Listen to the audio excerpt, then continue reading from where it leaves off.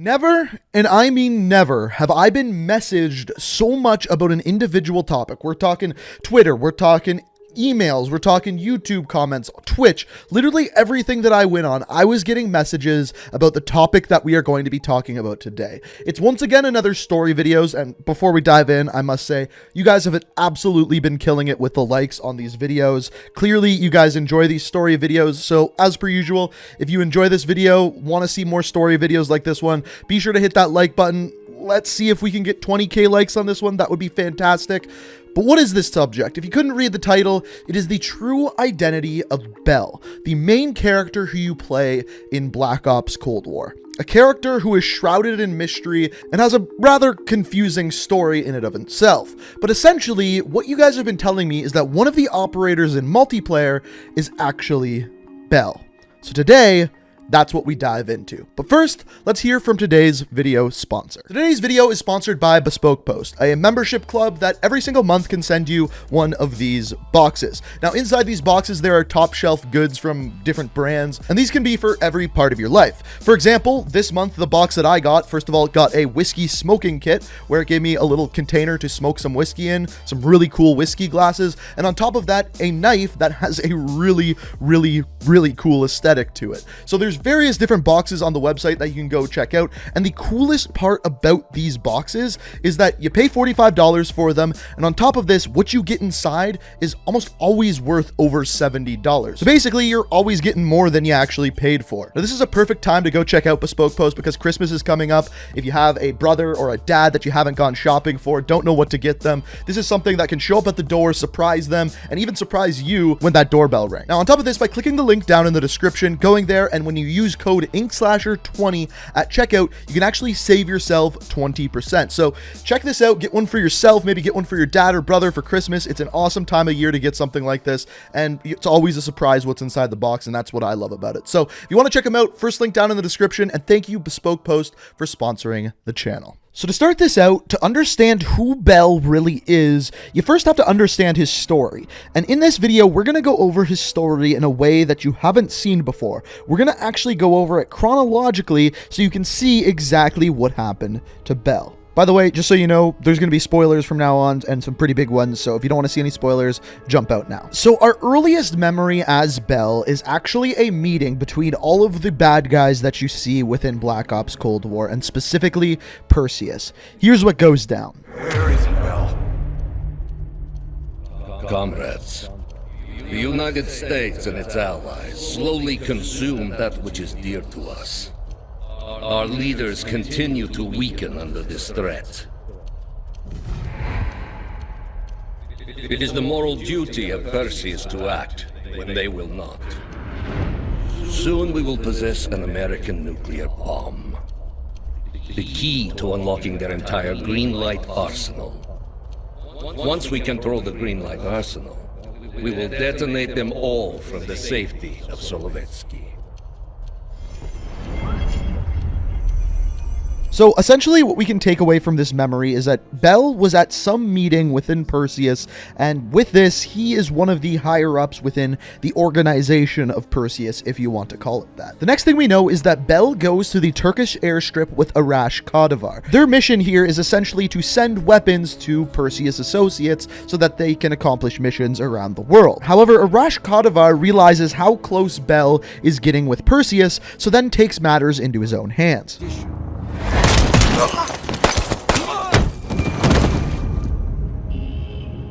Fortunately, shortly after this happens, Woods, Mason, and Adler try to kill Arash Kadivar. They hunt him down on the airstrip, finish the job, and then at the very end of the mission, they say they want to look around the airstrip for any stragglers. Hudson will want to hear about this. Let's swing to tarmac the survivors and get to Langley.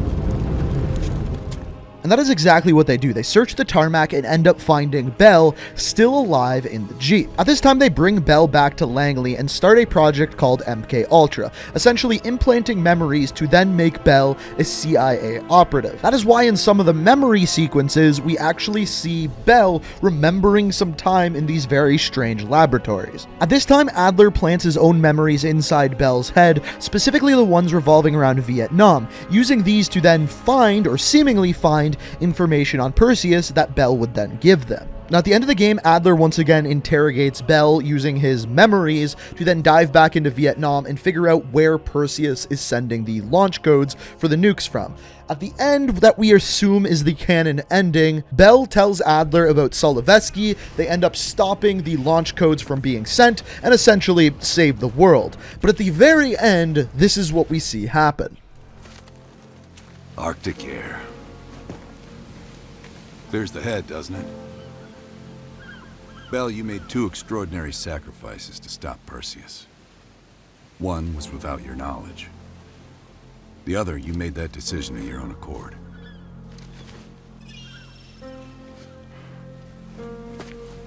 I just want you to know that this little thing that's happened with you and me, it was always for the greater good. You're a goddamn hero, you know that, kid? Heroes have to make sacrifices. That's why when I ask you for one more, I hope you understand. It was never personal.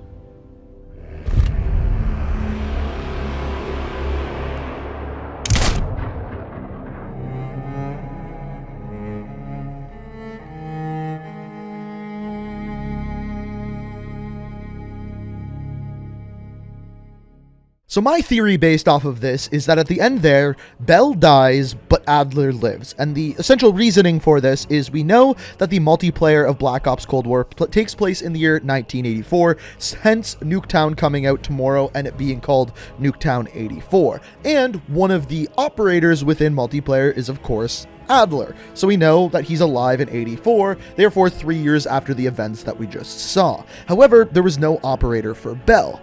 Now, what you guys told me is that Harry Stone is actually Bell. So now we need to look at the story of Harry Stone.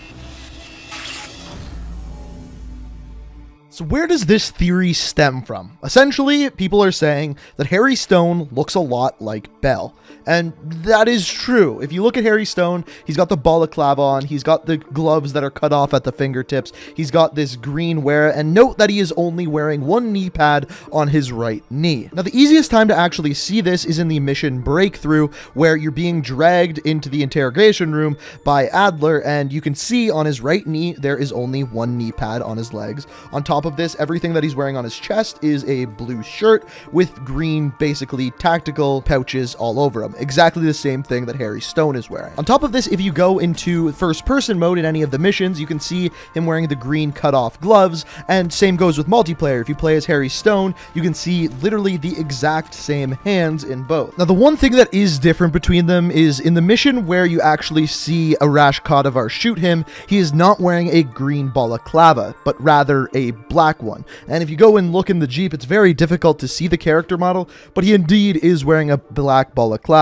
not a green one. On top of this, there are several other characters in this mission who are wearing the exact same gear, the exact same blue shirt with green tactical pouches and a black balaclava. There's many of them. In fact, in every single Jeep that you shoot at least one character is wearing exactly this. Now, the thing that is the most interesting to me between Bell and Stone is the knee brace on the right knee. Both characters have it, both are wearing the same gloves, and that's a pretty big coincidence, but it's possible that Treyarch was just reusing assets. So, let's look at the story. So Stone is a member of the Warsaw Pact, which is, of course, basically like the KGB. It's to counteract NATO. We've talked about this in the past. When we look at his bio, we find out that he is ex-SAS. His original citizenship is from the UK. The date of birth is May the 6th, 1948. And his backstory is this. A member of the 22nd SAS Special Projects Team, trained in hostage rescue and CQB tactics. Dishonorably discharged, he became a mercenary selling his skills to the highest bidder. His service records remain classified. So when people are talking about this, a lot of people are saying that because he's ex-SAS, this means after he became a mercenary for hire, that's when Perseus actually picked him up. this does lend to some truth. You see, not all of the members of Perseus sitting at the round table were Russian. In fact, Arash Kadivar, one of them that you kill, is actually Iranian. On top of this, if you read his skills, he's skilled in hostage rescue and CQB training. Now, the CQB we can just kind of write off, but as far as the hostage rescue, you may remember the mission that we were going on where he gets shot by Arash Kadivar was because he was linked with the Iran hostage crisis, another hostage situation, which I will say is a little bit of a coincidence. The only thing that doesn't match is we did find out that Bell has a background in cryptography, which we don't hear about at all in Harry Stone's profile.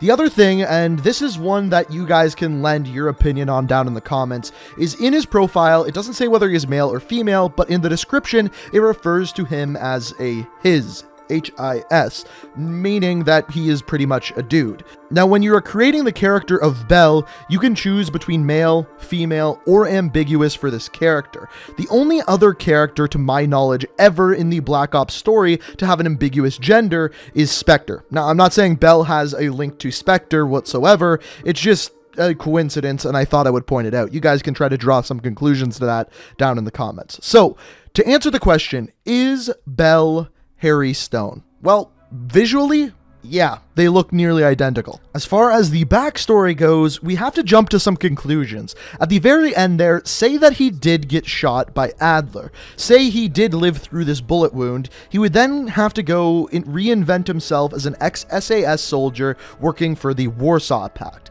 That's one option. The second option is that Adler actually re-brainwashed him as a completely different soldier, as a mercenary for hire. Now, I don't know why he just wouldn't re-brainwash him as a CIA agent, but that is a question left unexplained. The big question that I have, though, is if you can have Bell as a female character within the campaign, yet Harry Stone is definitely a dude, how does that work? And the answer is it doesn't. So the only way that Bell could be brought into the multiplayer as a character is if there is an ambiguous gender related with him. So as far as my opinion goes, I don't think Bell is Harry Stone. Now, the first reason I have for this is that if they were to want us to think that Harry Stone is Bell, they would have just used gender-neutral pronouns. Instead of saying his, they would have said theirs. They actually do this in the campaign when Hudson refers to Bell as they, instead of him or her. Adler, stop wasting our valuable time. They're of no use to us anymore. But very clearly with Stone, that is not what they do. They very clearly say his. Now, there's another reason why I think Bell is not Stone. And my main reason for that isn't because he's male or female or anything like that. It's actually because at the end of the game, in that very last cutscene where we see Adler shoot Bell, your screen goes to black. Nothingness. Like your character, the person you're playing as, of course being Bell, is dead. It's kind of similar to The Sopranos ending. I know it's an old show and many of you may not have seen it, but at the end of the show, they're sitting in a diner and the screen just literally cuts to black. Now, many people thought their cable actually went out, but indeed, you actually saw the entire story through the eyes of Tony Soprano, and when he dies, that's exactly what you see. Nothing. It's the end of him.